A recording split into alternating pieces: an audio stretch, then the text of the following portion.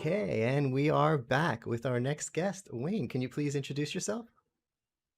Hey, David. I'm Wayne Driggers. I'm Vice President of Product for AVer Information. Thanks for being here, Wayne. Now, Wayne's a real pro. I've worked with Wayne before, and actually, Wayne's people trust him so much they just threw him in here. He really, most of the people I've talked to, going to talk to today, I had at least a few emails, maybe a chat, and Wayne just showed up. So Wayne, let me let me tell you what we're talking about here today. Um, our event is Video Rocks, because video really does rock. It's been a super rough year. But for half a decade now, we've been telling people, hey, video's good now. Give it a shot. It's not just that it gives a great experience. We've had that for 20 years. It's affordable, it's reliable, it's intuitive, it's for everyone now. It's not just for the boardroom. And the world was like, we're not quite there yet.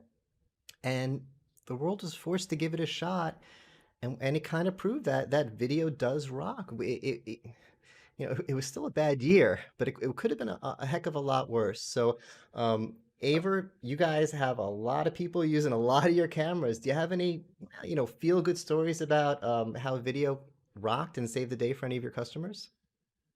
I do, yeah. It's been amazing to watch the impact of um, you know but we've been around video for many years, and we've all known the barrier of entry used to be high, not only from a cost perspective, but from a user experience perspective and an understanding and a knowledge base of being able to understand how to successfully schedule it, plan it, start it, everything associated with it. So now the barrier of entry has been dramatically reduced through the cloud, through new companies, new entrants, new platforms that have come into the market.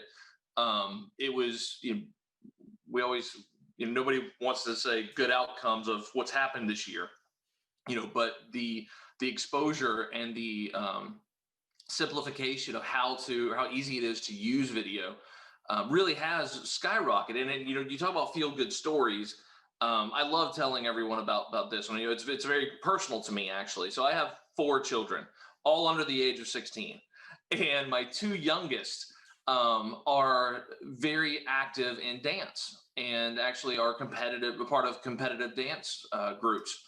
And the studio that they've attended now for my 10-year-old has been in there for almost 5 years now, and my 6-year-old has been in there for a year or two, doing it herself as well. And it's a small studio. They've got two locations, a couple different studios in each location, but they've actually been able to leverage video to keep the team engaged with one another. They've actually been able to maintain their classes by using video. They're doing full instruction, full dance instruction, not only for just your normal dance, but also for team competition. They were able to plan an actual recital and competition recital all over video, using instruction from the studio, actually using instruction from the instructor's home. It's been really exciting to watch how video has impacted this. And the team is 20 to 30 different, children they're part of the competitive dance group. So they're all interacting over video platforms, and watching them use it themselves and adopt the platform and understanding how, and even having some of the students helping to instruct the instructor on how to best use the video experience, the platform they chose. So it's been exciting to watch, and just seeing the adoption, seeing the impact that reducing the lack of a medium can create. So for me, on a personal level, my both my youngest are just they're eating it up, and my daughter's been around video as long as I have. I've been talking with her over various video platforms, since she was 5 years old. My 10-year-old now. And she was one of the ones that, oh no, you click this button, you do this, and here's how you get it. It's really neat to watch, and the outcomes. I mean, it's truly saved that studio's ability to survive through this 6-month period. It's funny. I always think of it, I guess, because I've been covering video from a business perspective so long as a business tool. I always think of it in terms of the businesses. And when you're telling me this story, my first thought is, oh, a business got saved. That's a great thing. That's what we're here for, to save businesses, especially during these times. Businesses have to keep as many of us as possible want to keep working, and if this allows us to keep working, keep our businesses open, that's great. But what about the human side of it? I actually have what really brings us home is last night my sister brought my little nephews. I have two little nephews over to my parents' house. They all live together within a mile of each other, but they've been trying to be good in quarantine. But since the nephews and my sister are quarantined and the parents are quarantined, they decided it's safe to see each other. And I was on video with my parents, and my nephews were losing their minds. Going to grandma's house was like going to Disneyland. They were just so happy to be out of the house. They're like, "We're in the guest bedroom. This is the guest bedroom where we used to sleep over sometimes." And they were so happy to be doing something. So if your daughters are able to still go to their dance classes, that must make this pandemic so much of a different experience for them, as if it's Oh, it is. you know I mean, we're another. talking What are you going to give 5 them? days a Another week. coloring book? I mean, they must be getting so bored. Yeah, I mean, when you look at what they do, dances for them is 5 days a week, so it's a daily thing for them. And having that ripped away from them because of this is, I mean, that's hard. So having the ability to save that, and not only for their business, but like you said, the human side of it, being able to maintain their connection with their teammates, be able to maintain the relationship with the instructor, and the ongoing improvement that they're able to get from, as a part of the dance group. So yeah, it's real exciting to watch. And there's I've heard numerous other stories ranging from SMB, like we discussed, and small business up to enterprise. And um, it's we all know that there's no replacement for the human element, the physical, face to face call. But that's I've always said, video is for the white spaces, right? Video is there for in between your face to face, but the power of video can be impactful as a complete replacement for scenarios like this, to where there's no other way to make the connection. It's at least there to help provide that face to face when you can't physically be there face to face. It's definitely helping with the isolation. It's funny. I'm in a chat group with my old high school buddies, and we always saying, "Hey, we should jump on video together," and we never do. And we're because everyone's busy. Some of them have kids and this and that and everything, and but we're always all day we're on chat together while we're at work talking about music and old stuff from high school and whatever. Since the pandemic hit, we've been meeting on video every couple of weeks because everyone's lonely. They're not seeing their friends from work as much. They're not seeing their golf buddies or their tennis buddies or whatever they do with their lives, their music buddies. So now I'm seeing my old high school friends regularly over video just because everyone is so lonely and starved for human contact, and video it's doing the trick.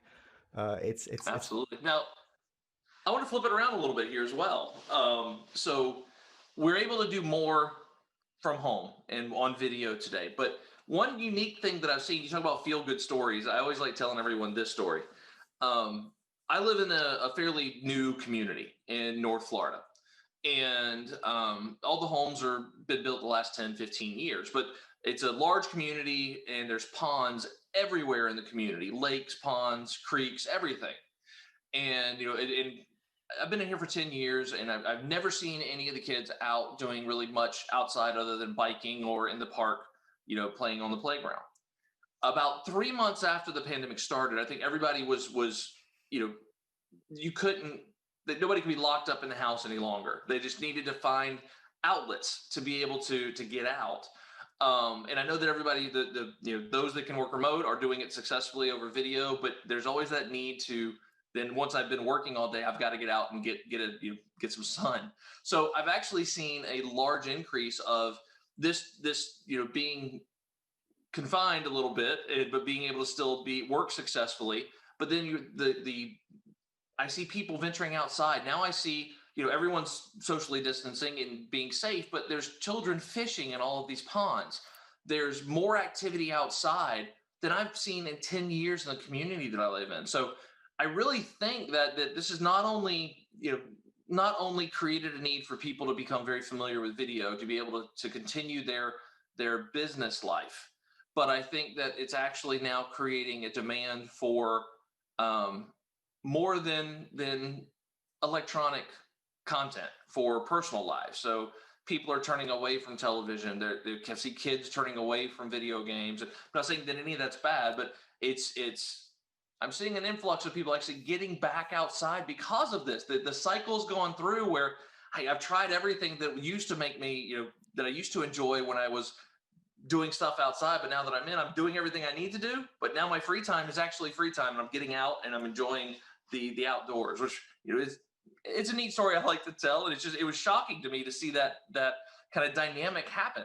Yeah, I didn't expect it, but in hindsight, it totally makes sense. When I was forced to be at an office all day and forced to go out to do all my errands and forced to drive to see the doctor instead of doing telemedicine and forced to do all these things that I knew would do over video, I really treasured my home time. My home is where all my stuff is. George Carlin had this Yeah. wonderful bit about stuff back in the 80s, like the stuff. But home is where all my stuff is. It's where my comfortable chair is. It's where all my friends are on chat with me. My guitar is here. My kitty cat is here. And if I'm out all day, I can't wait to get home to my little nest with all my stuff then say, okay, it'd be healthy if you went outside and took a walk.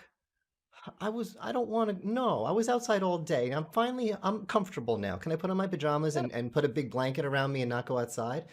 But when you're stuck inside all day, every day, and there's no office to go to, and you're not going to your doctor visits, and you're not even going to the grocery store anymore, you're not leaving the house for anything, all of a sudden the park sounds like a really good idea. And I'm one of those people that really believes, I do believe it, that just taking a little walk every day is huge. It's like not you can't always go. I'm not gonna always make it to the gym. Sometimes in my life I'll go through a cycle. I'll be good for a few weeks, but taking a walk, that's really enough. And I just don't do it because I don't feel like it after working all day. But now, yeah, let's go. Let's take the walk. So Oh, absolutely. totally unexpected. Yeah, it's like we said, you got to find the bright side in scenarios like this, and I think if people look around and you start to realize kind of how everyone's dynamic has shifted, um, there has been some good outcomes from what's everybody's having to face, but it's people overcoming challenges, and there's always upside of people overcoming challenges as a group. So it's exciting to see that taking place now that we're like I said, 6 months, almost 6 months into this cycle. Yeah, it's changed our perspective on so many things. Our perspective on video. Video used to be a substitute if you can't do the real thing, and now video is just the way we work. Our perspective on outside. Outside is where I used to have to go to do errands, and now it's where I go to. Outside's nice. You don't notice it because it's just it's you're driving in the car and the outside is sort of there in the background. But when you just go outside just to be outside, it's really nice. If I have to do work, I'll do that over video. Yeah. Yeah, Outside for I mean, fun. with the barriers gone, it's you work when you have to work now, wherever you are, and your outlets are you're not forced to have the outlet to be I just want to get home and rest at home and like you said around my stuff. Now you're at home, you're working when you need to work, and your outlet is now becoming a true outlet. It's getting out, it's getting doing what you can safely, of course, for in the scenarios where you can get out and be socially distant. But yeah, it's a the paradigm shift is interesting to watch. But we're just happy at AVer to be able to be contributing to helping individuals both in you know corporate and education and small business and scenarios like we discussed today.